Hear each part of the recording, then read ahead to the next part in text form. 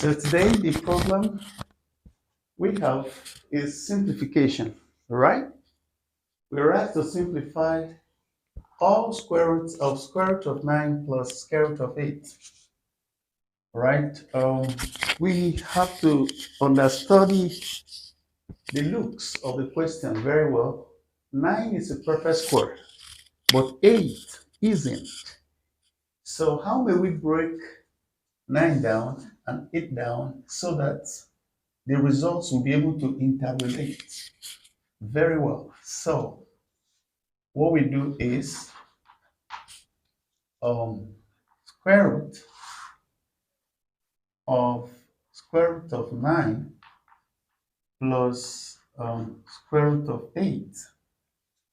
So what this one means is we have square roots. 9 is a perfect square. That is 3 plus 8 is the same thing as square root of 4 plus square root of 2. All right. This is looking very more interesting. Okay. So from here we can write that as square root of 3 plus 2 square root of 2.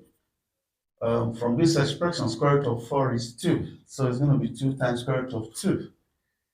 Okay, so what else can we do with these 3 so that it will have a coordinated relationship with 2 root 2?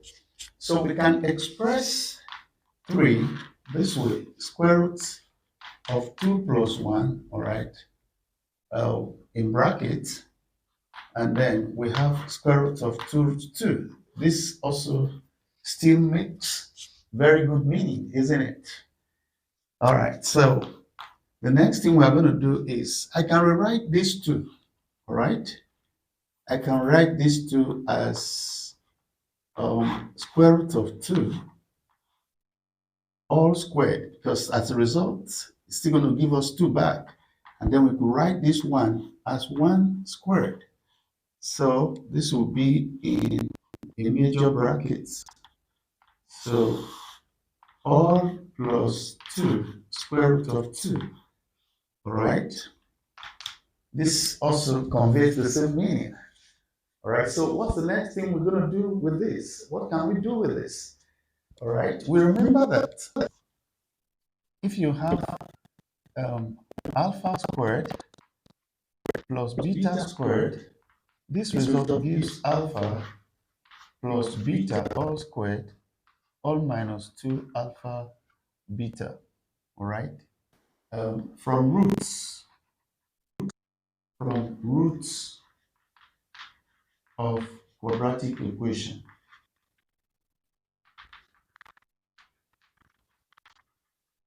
All right. You remember this?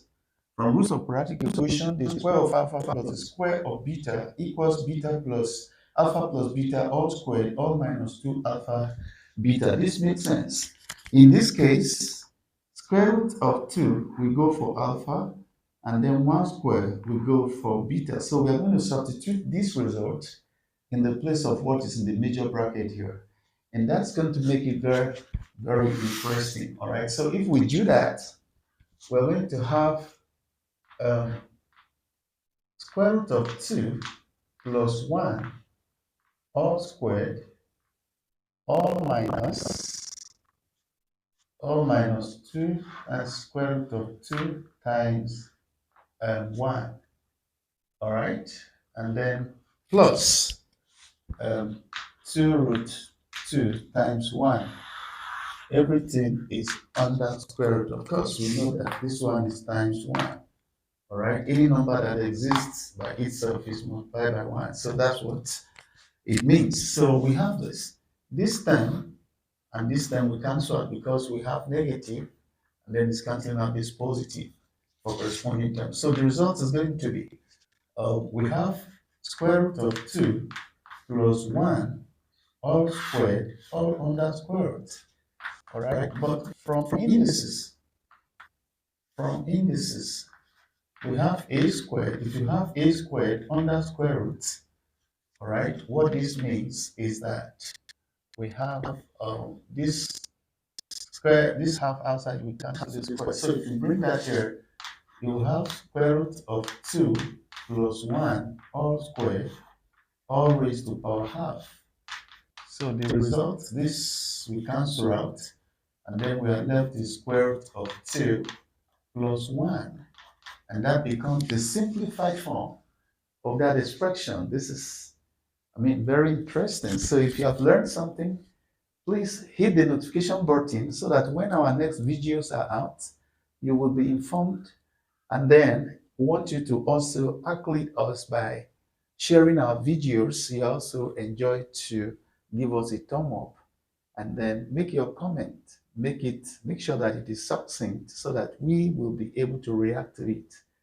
All right. Tell others, invite friends to our platform because the best is yet to come.